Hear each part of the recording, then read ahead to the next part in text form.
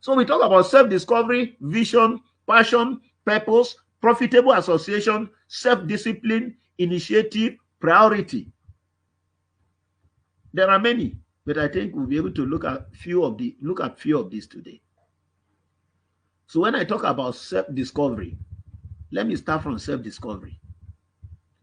Self-discovery of your inherent leadership potential is the key to an understanding of whom you are meant to be, and is the power that will bring you to fulfilling your purpose for existence as a leader.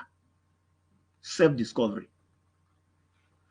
See, the original intent in the heart of your maker, in the heart of God, for creating you, regardless of whom you are, whether you are a man or woman, black or white, from any region of the earth, the original intent in the heart of God for making you, you cannot assess that intent except you discover yourself. Now, let me share with you shortly. A story has been told of a young lion living among sheep. I want to bring this story to interpret what real self-discovery is before you can become a leader. There is a farmer, there is a shepherd having a lot of sheep, and he used to take his sheep every day out for grazing. And one day he was going into the field for grazing from his farmland, and they got to a place where the sheep were grazing. He climbed up a dry tree with a leafless tree where he can stay to see as very far away where the sheep are in the bush. And as he was on top of that tree, his sheep were inside the farmland. They were eating and they were grazing and they were going everywhere. And he saw a very small animal very far among the sheep. Then he came down. He went closer to look at it. It was a lion cub. A lion cub is a baby lion. So helpless, very little. It's like the mother has left the baby lion there, and the farmer left also with his sheep. On his return in the evening back to his farmland, the baby lion was still lying down. That lion cub was still lying there helplessly. But every shepherd has a heart of a father, a heart of a, because you see shepherds sometimes when they are animals, they are not okay. They carry them on the shoulder, they back them and all that.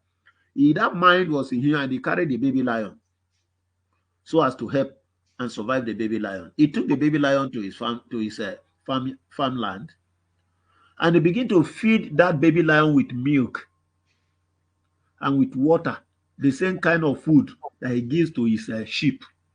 And the baby lion was taking meat. He was nourishing the baby lion for milk for about 8 weeks. He was eating the same food with the sheep, and he was growing with the milk. And when the meat started bleating meh, he also bleat meh. Although the original nature of the creature there is a lion, but it was bleating like a sheep. Who will tell me why it's bleating like a sheep? He was feeding with sheep. He was living in an environment of sheep. The habitat of sheep was its own habitat, and his nature has been changed to be a sheep nature. And the baby lion keep growing in the farmland until it become very strong. And one day the shepherd was going out with his sheep, and the baby lion began to move with other sheep. They were all living together, eating together, drinking together, and they were moving together. And as they went into the farmland, the shepherd still climbed a leafless tree, and he was watching from afar. And there was a roaring of a heavy noise from the riverside. And all the sheep, they run for safety as they were going to the farmland, and all of them, they were running. But the shepherd, before he came down, he discovered that one of his sheep was taken by a mother lion, very big lion that roars out of the bush. And he discovered that danger has entered this side of this forest. As the sheep were running with the fear of the big beast that was coming out, the lion also was running along with the sheep. They all ran into a safe land, and they all went there. The shepherd waited for a week, and he came out again. And as he was moving towards that side, he climbed up. The baby lion was going to the place where they drink water by the river. And immediately he stepped inside the river. The shadow that he saw that day, he saw the shadow of himself and started running. The lion was not coming, but he grew up as a sheep.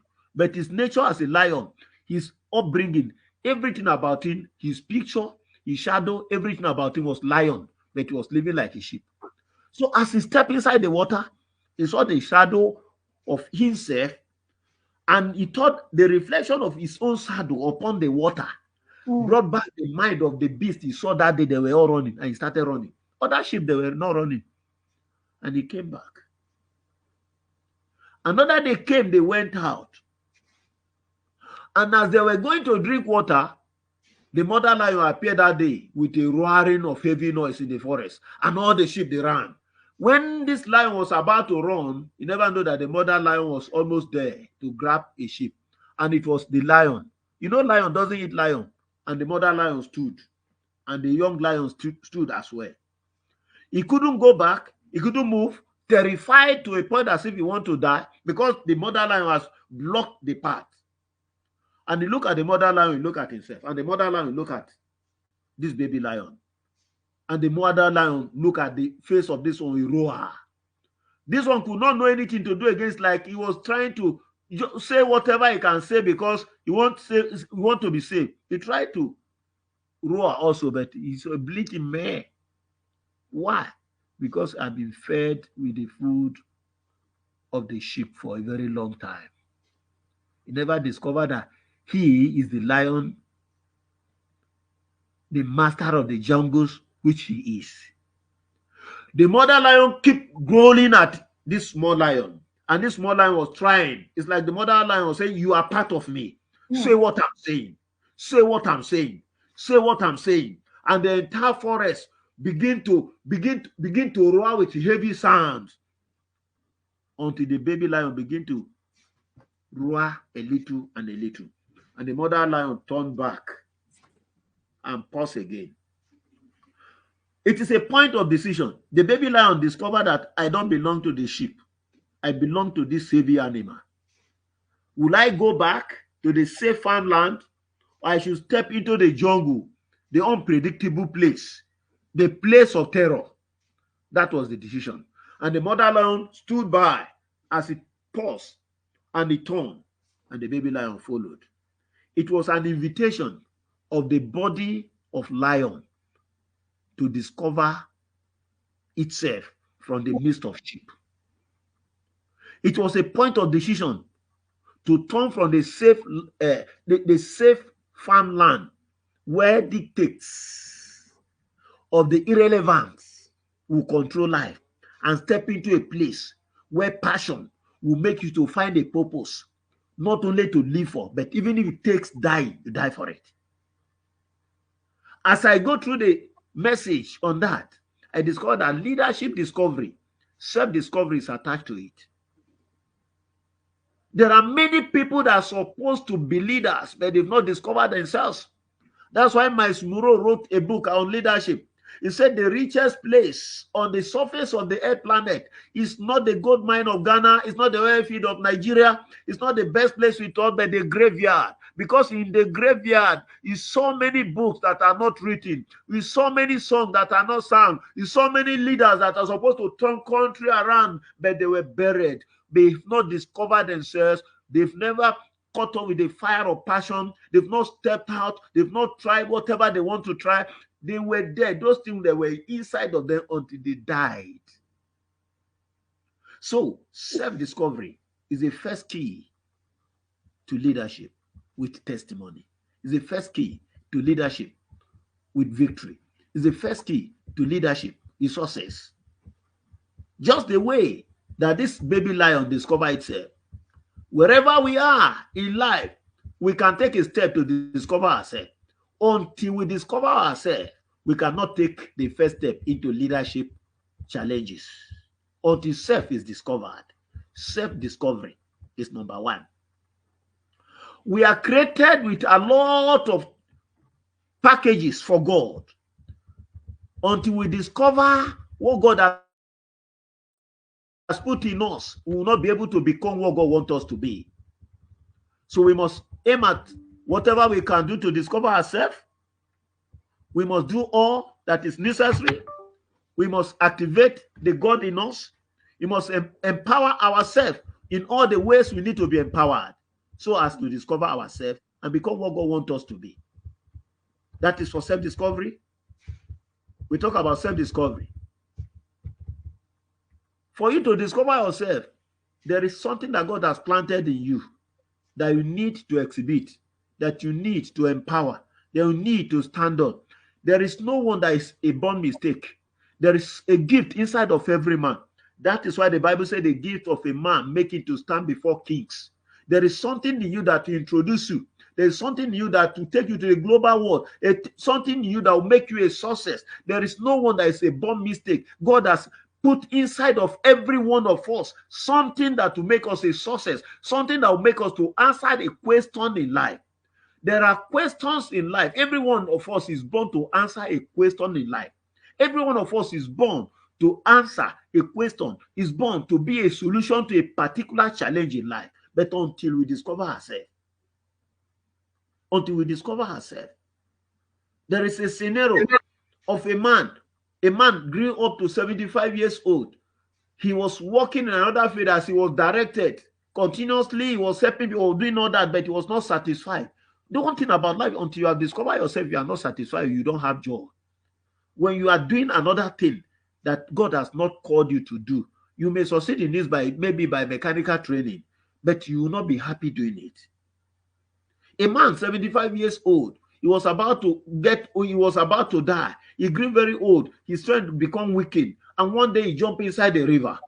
And the young man, the swimmer that was by the right side of the sea, jumped along with him and started rescuing this old man.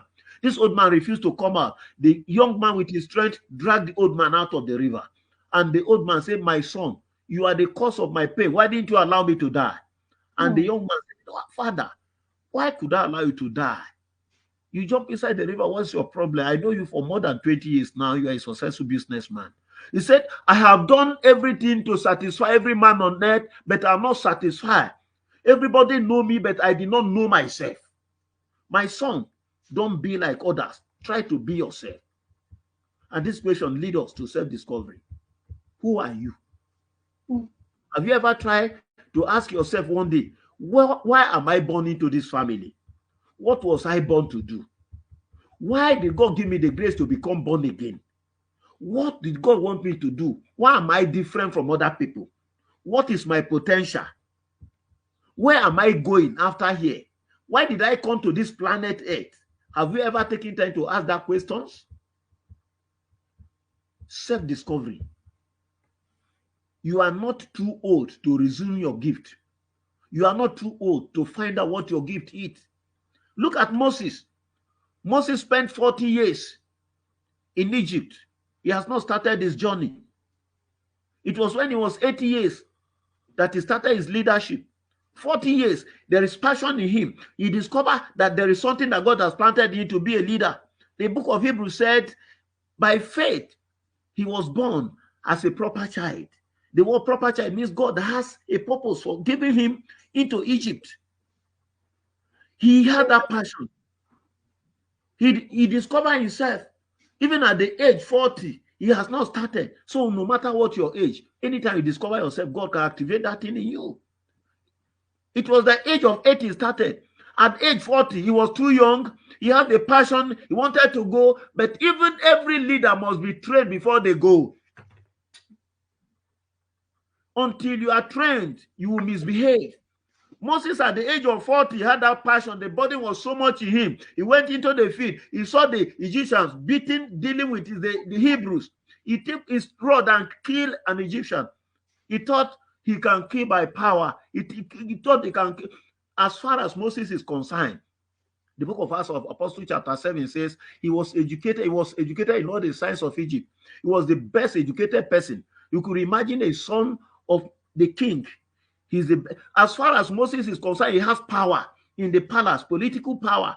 Moses, as at that age, if he called the cook of the palace that day and said, "Today I'm not hungry to eat anything, it's only the liver of a cow," they will kill a cow because of only Moses to trace where the liver is.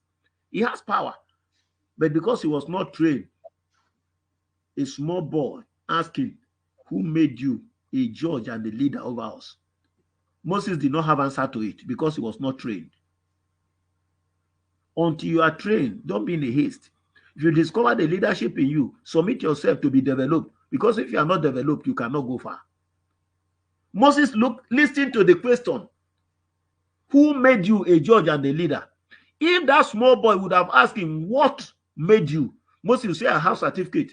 I have power from the, I am qualified. I am the most qualified person. But the question is who?